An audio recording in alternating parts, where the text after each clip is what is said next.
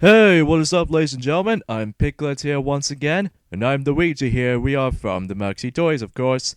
And today, ladies and gentlemen, we'll present to you on yet another redo Let's Play we'll be holding up for quite a long time now, ever since 2012, but now it's finally come and finally here. This, ladies and gentlemen, is Mario Kart Wii for the Nintendo Wii. Now, before we actually get into the details of this game, we got ourselves an opening introduction of the game, which usually what happens most though is that if you leave the title screen on, then that's how it usually happens. So enjoy the intro. Yahoo! Come on! Oh yeah! Hey! Hey! Come on! Wow! So cool! Yeah! Here I go! Hey! Yeah! Mario Kart! Whee! Woohoo!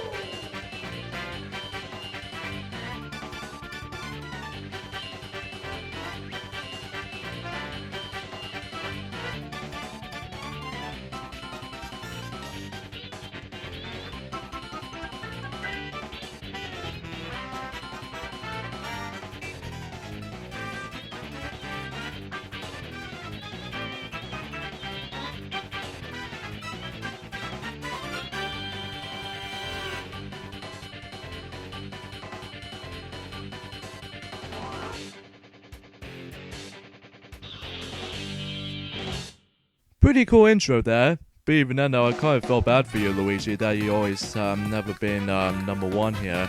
I know that because I got owned by the Blue Shell, of course.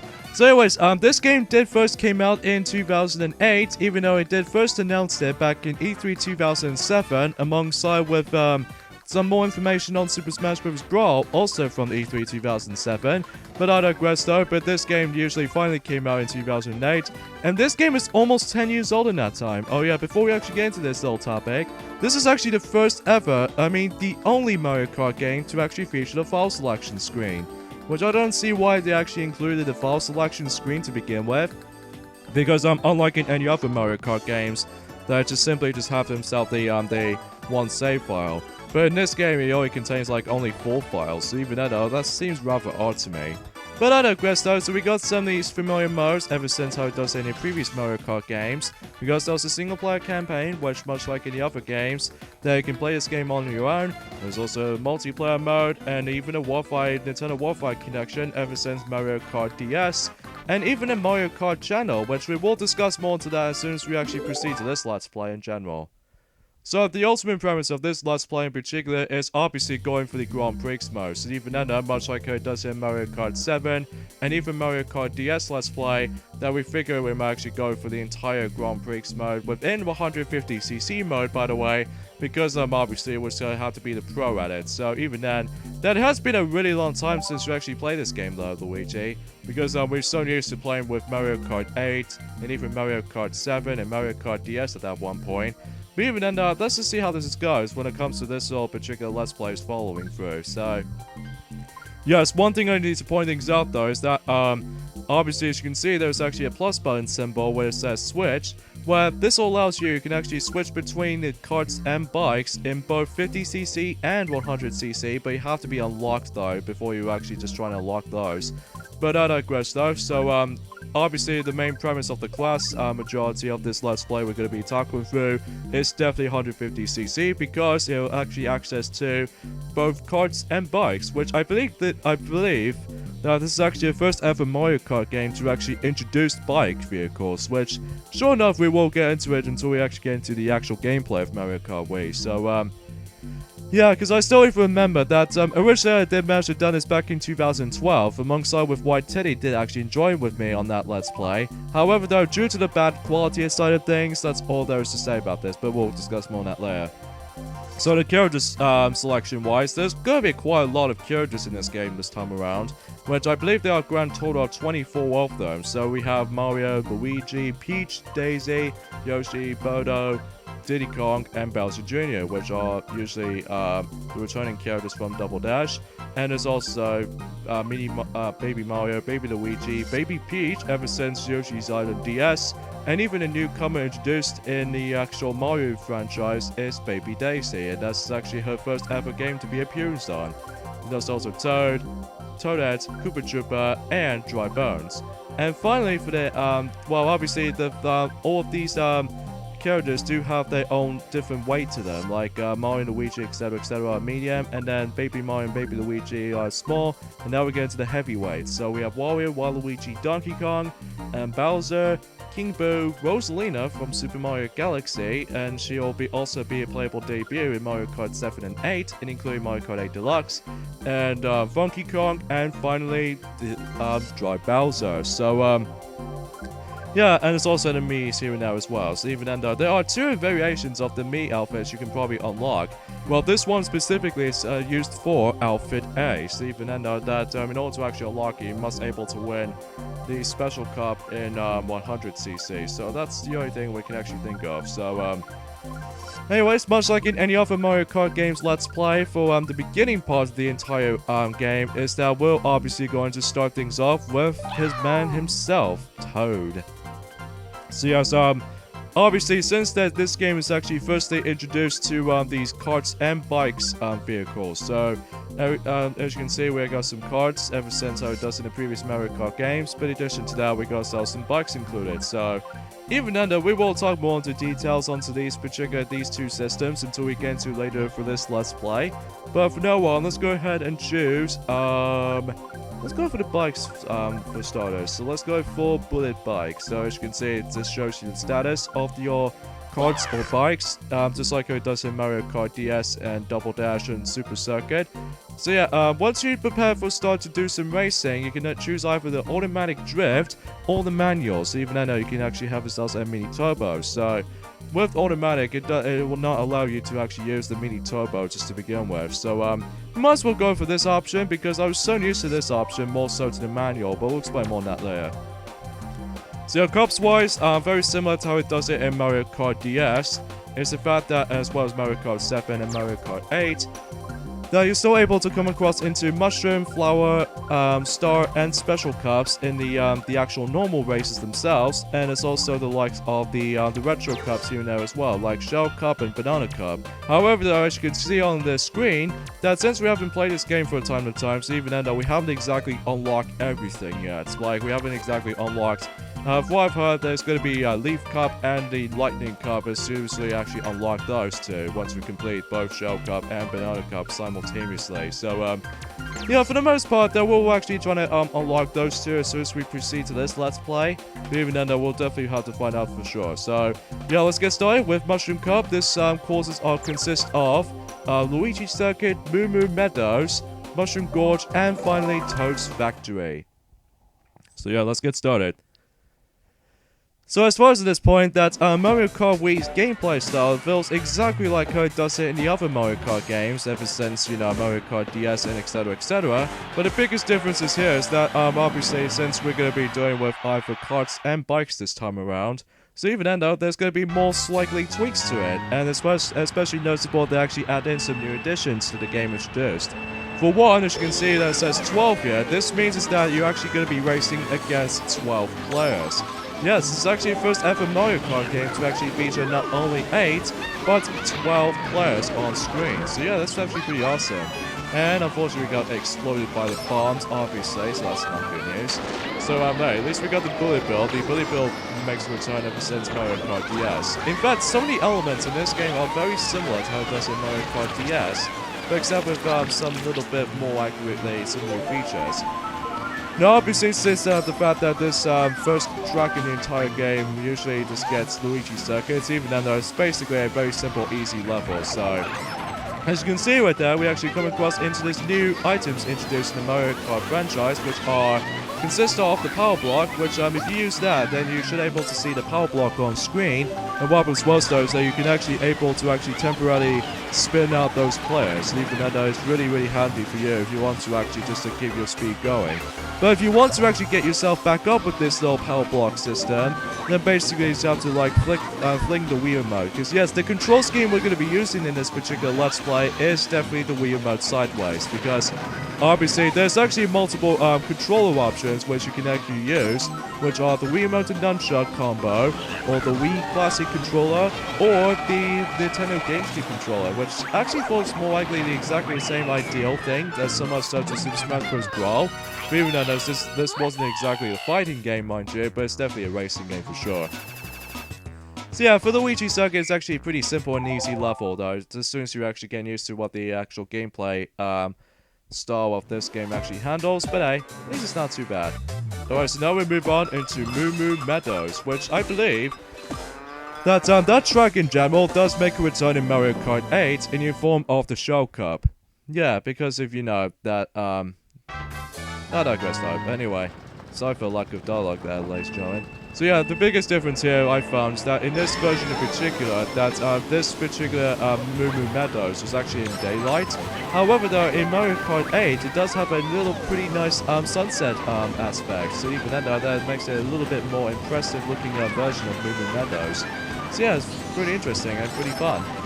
So, alongside with Mario Kart 8 returning for this particular level from the likes of Shell Cup in the first track on that cup, in addition to that, that level also make a return in Mario and Sonic at the London 2012 Olympic Games for the likes of the Dream Equestrian event. That actually represents from it. So, yeah, it's pretty interesting. That the one that you have to guide, you have to protect all these Yoshi's eggs in order to actually just to proceed to the actual track itself. So, when it comes to the item system in this game works, that obviously it does the exactly same thing as the other Mario Kart games. Like, you're very familiar with these other items, like the banana peels, green shells, fake item boxes ever since Mario Kart DS, and also for the likes of mushrooms and etc. Even though that everything else is all accounted for. But in addition to that, though, that we are actually introduced into 3 more items, which are consist of, we already mentioned this earlier, the power block, which can temporarily spin you out at one point, but in order to actually regain yourself back up, it's by just flicking the Wiimote upwards, even though you should be able to gain back up. And there's also the Thunder Cloud, which does the exactly same thing as the Lightning Bolt, but except the fact that the Lightning Cloud will actually hover on top of your head the whole time. And basically, in order to actually get rid of those, by simply you can either just shove into someone else, like shove into other opponents, or to simply just actually electrocute yourself, which you don't want to do that because obviously you'll get shrinked just like it does how the Lightning Bolt does. So yeah, that's probably the most annoying item in the entire game. There's also the Mega Mushroom, which this allows you can actually become a gigantuum size of yourself. So yeah, that's pretty interesting, just like it does in New Super Mario Bros. On the DS. Alright, next course we have is Mushroom Gorge, where that track also makes a return in for the likes of Mario Kart 7 in the likes of the Shell Cup on the 3rd track. It's usually on the exact same 3rd track order from the original, in Mario Kart 7 version. See, as far as Mushroom Gorge gimmick is concerned, is that we have to constantly bouncing onto these little mushrooms, which you can essentially act out as a trampolines. However, though, there's one unique feature in this game that's actually introduced, similar to how it does in Mario Kart 7 and Mario Kart 8, which will become, and that was the form of the trick system. Every time when you actually bounce really high, or even just to dash onto this little dash ramp, basically every time you flick the Wii Remote upwards, assuming if you're actually using the Wii Remote controller, or the D-pad control for the Nintendo GameCube controller, this way you're able to actually perform yourselves a nice little trick acrobatic. Which that way you're able to actually get yourselves a little bit more boost heavy every time you're trying to do a trick successfully. So even then though, that I actually really love this whole feature, they actually introduced that. But even then though, that alongside with the flicking the Wiimote upwards, specifically onto the bikes mode, is that you can actually perform yourselves a wheelie technique that you can also get yourselves a little bit of speed going. So even then though, that's another technique that you can actually perform a boost from. So even then though, that's definitely yet another move that I can recommend. So yeah, especially noticeable that if you want to actually catch up to other opponents and stuff like that. So yeah. You can also take these 2 alternate ways on this level though, while simply just either go to the right section or the left section. I believe the left section can take you on the top part. No, momentum is actually going a little bit wonky at one point. But hey, thanks Lakitu for actually taking me all the way towards there. So yeah, despite that, some people think that there's one thing that many people criticize in this game for, and that was the form that there's actually a really annoying mechanic and now see form of the rubber banding AI. Think of like if you ever played Sonic Rivals before on the PSP, that if you think that the rubber banding AI wasn't bad enough, take a look at comparison between Mario Kart Wii and Sonic Rivals. That in Sonic Rivals 1's rubber banding AI, your opponent is simply catching up to you way too fast. But it doesn't even compare to this game with Jiggers, that the computer opponents are desperately needed these super strong items. So you can under that sometimes it might be not that much of a problem, but when you're trying to do these races, notably in 150cc mode most likely, prepare for yourself for this ultimate luck, because unlike Mario Kart DS, Mario Kart 7, and even Mario Kart 8 from the Wii U gamepad mode, don't be surprised until there's any blue shells coming by. So even as you expected, blue shells is easily the worst part in the entire Mario Kart series for me. Yeah, I have to agree on that one. So yeah, now we move on into the last track in Mushroom Cup, and now see form of Toad's Factory. I believe this is the only track that does not make a return in any other Mario Kart games until yet. But even though the only time that we got only a Mario Kart game on Nintendo Switch is obviously Mario Kart 8 Deluxe. So anyways, let's get started here. So, what I've heard, that it's actually pretty unique when it comes to this track. So yeah, the rubber banding AI in this game is downright unfair, which even then though, it also has the same problem I have with the unfair AI from Mario Kart 64. Like, computer opponents are desperately catching up to you, what depends on what speed they're going. But even then though, that just seems kind of unfair for me. So anyway, for Toad's Factory, it kind of reminds me of almost related to the Mario Kart 8 version of Rainbow Road, because for this particular sequence, for example, that we have to deal with this little conveyor belts in order to actually just either push forward, or sometimes the conveyor belts will push you back. Well, for the most part though, anyway.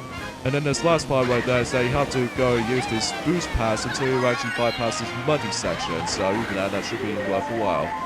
Oh jeez, I did not notice that Yoshi's behind us. We don't know, we can hopefully get him until when we actually get to one day. So there's not much I can really else to say about Mario Kart Wii, honestly. It's more likely the Mario Kart game that we all know and love. But I have to admit though, I actually really enjoyed this game back in 2008. Even though there's quite a few features that I really do enjoy the most. Predictably, the most highlight of this game will probably be the online mode, because I really do miss the old days of playing the online mode.